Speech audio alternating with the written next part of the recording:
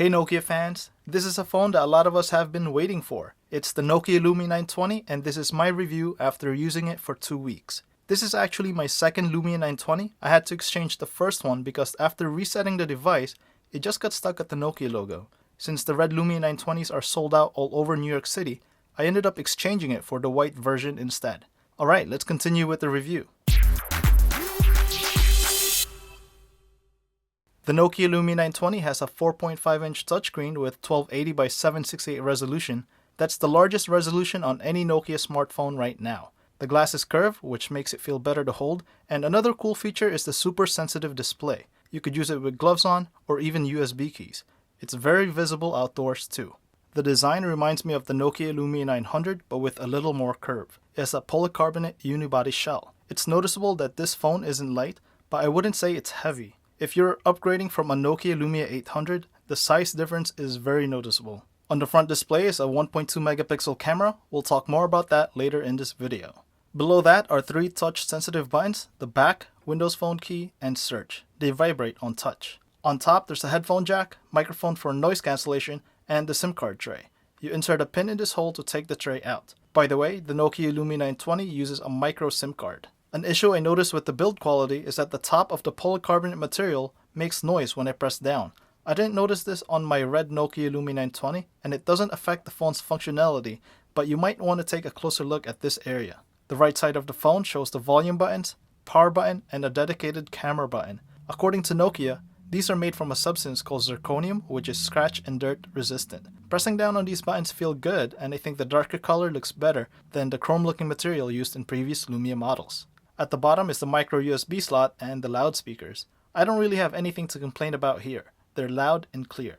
Let's now talk about the Windows Phone 8 experience on the Nokia Lumia 920. One thing that you'll notice right away is the home screen. You could change the sizes of the live tiles, and this is how I've set mine up. I've put my most used apps on top as small tiles and my email as a large tile below. I used medium tiles for the weather app and mix radio. The lock screen also has some new features. Apps can now integrate into the lock screen. For example, you could use Facebook Photos to show up on your lock screen or use Bing's images as backgrounds. At the bottom of the lock screen, you could choose one app that's able to show more information. On the Nokia Lumia 920, I chose to display the upcoming calendar events. You could also select up to 5 apps to show the number of notifications. It's a nice feature to have, but I think it would have been better if there was a way to open these apps directly from the home screen, like on Android and iPhone.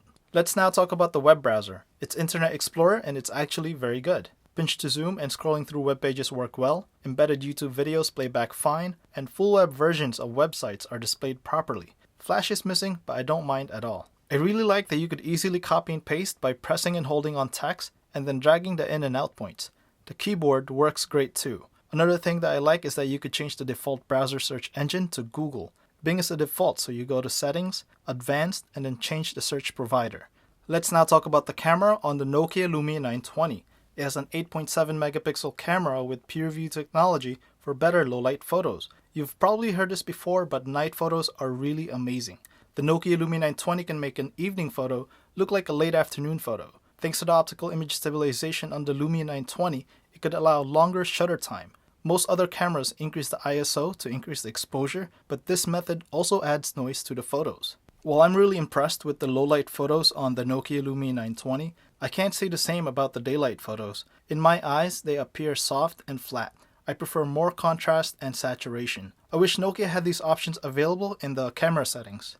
A workaround is to use apps like Creative Studio to edit the photos afterwards. Speaking of cameras, the front-facing camera on the Nokia Lumia 920 can record 720p videos and shoot 1.2 megapixel photos. This is great for video bloggers who like to see themselves while recording. The quality is expectedly not as good as the rear camera, but images look fine when there's enough light. What's also new to Windows Phone is the camera lenses option. It's a way to access these camera-related apps directly from the camera. Nokia has released a few already that are exclusive to Lumia devices. There's Smart Shoot, Cinematograph, and Panorama. You could watch demos of these apps in our YouTube channel. Nokia also has some more exclusive apps on Windows Phone 8. One major app is Nokia Maps. A new feature for Windows Phone 8 that I like is the integration with Nokia Drive.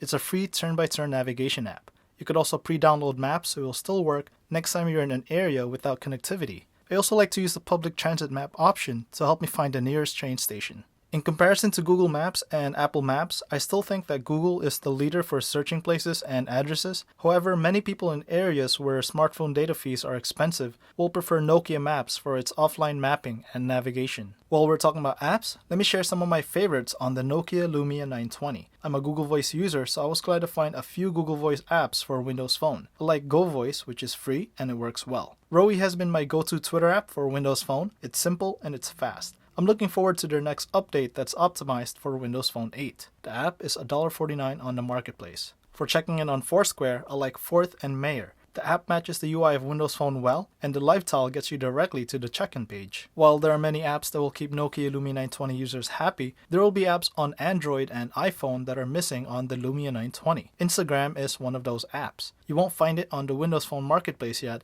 and we don't know how long we're going to wait. Another app for Windows Phone 8 that's missing is Spotify. It works on Windows Phone 7, so it's probably a compatibility issue. We might see it in the marketplace very soon. In the meantime, Nokia Music has been a great alternative. It's free music and you could make them available offline. I'm not talking about unknown artists either. These are popular songs from popular artists. The small catch is that you can't choose to play specific songs. It's like listening to radio stations based on categories and artists, but without the commercials. Another missing feature on Windows Phone 8 that I'd like to see is a notification center. The Nokia Lumia 920 gets notifications on top of the screen like Android and iPhone, but there's no place to see the list of notifications you may have missed. Others may argue that the home screen with live tiles is good enough, but I respectfully disagree. There are rumors that this feature will be added in an update. Let's now talk about the battery life. The Nokia Lumia 920 has a 2000 mAh battery, and with my usage it usually dies by 7 p.m. when I leave the house at 9 a.m. with full charge. Your usage is different, so you might get different results. I have one Gmail account that pushes email, contacts, and calendar, and two other Gmail accounts that pull email every 2 hours. I also check my Twitter account throughout the day, upload a few photos, and browse the web. This is not a very scientific test, but I probably get 3 more hours of usage with the iPhone 5.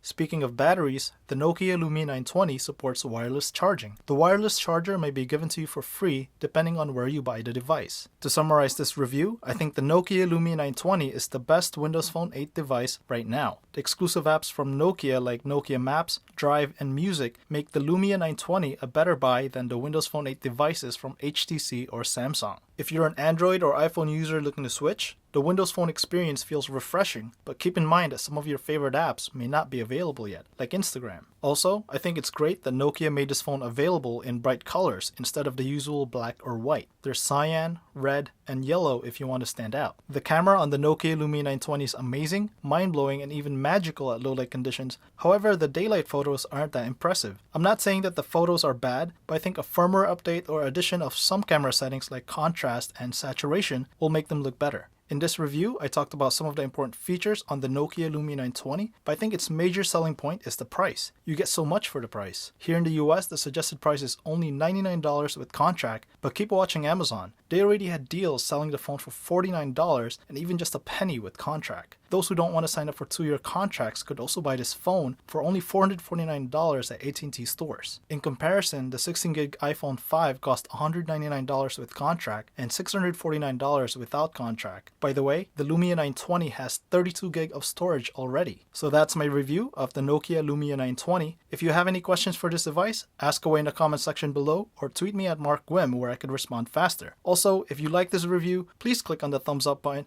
It lets me know that these videos are actually helpful. Also, if you haven't yet, please subscribe to the YouTube channel to watch videos before they get published to the blog. I'm Mark Wim. Thanks for watching.